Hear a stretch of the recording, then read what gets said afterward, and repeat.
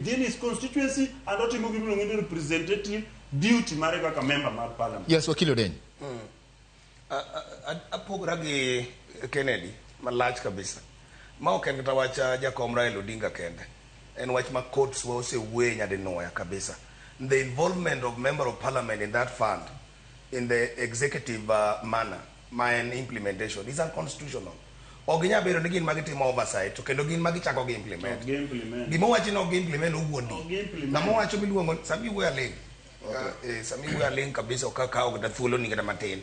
Namo luongo ni fund accounts manager enena AI holder. That person does not dictate anything in that constituency.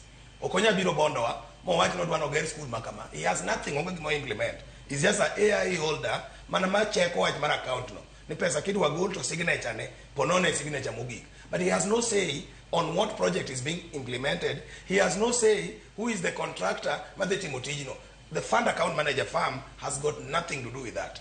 So ngama implement gini. Normally the rule mar benefit is very clear. If you want to know ngama draw benefit, goal gima team reno. Onene ngama yuwa. Sasa mo wachi ni golo CDF okwane ngama yuwa mpogore gi MP. MP ma yuwa ngisoni en emo draw benefit from that fund. Enemo yudo ber. Enemo yudo ber mar this fund. Enemo implement this fund. Emo mio sasa mo wachi ni gole ngama ganga ngama dwa amend constitution en mjumbe. And my mummy interject. Point of order wada. Gima mio mbunge ema yuwa sama idwa goal CDF. Any mbunge nigi gimi no representative duty. But you have a contribution. Adimitu Olobuya. Representative duty. Yes. Represent ongeyo ni anyuola makama nigi nyathi machande machal. Ipani fund manager. Ipani fund manager mar constituency kia.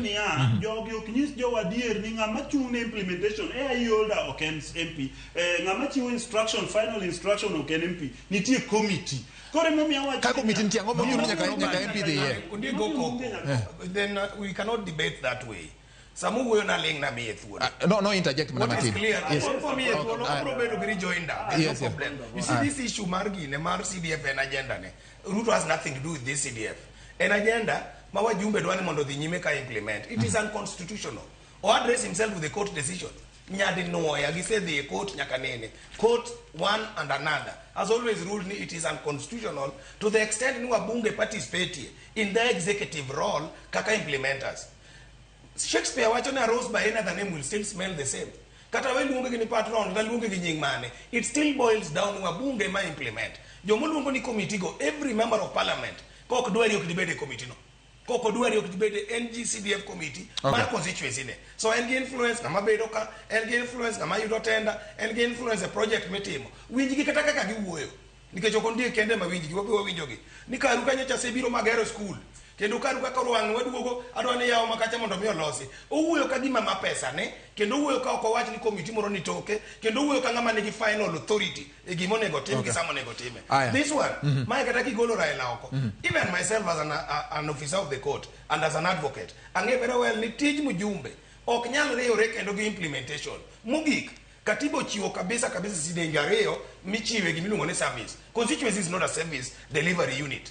And county gi national. Kingio schedule 4. Only constituency as a unit of service delivery. So Kwanyal create moral constitutionally. Okay. No create constituency as a service delivery unit. That cannot work. Whether Raila Sergi and Purda Biro Kada Pogra Raila, that is not correct. Aya, Obuya nene giwach moro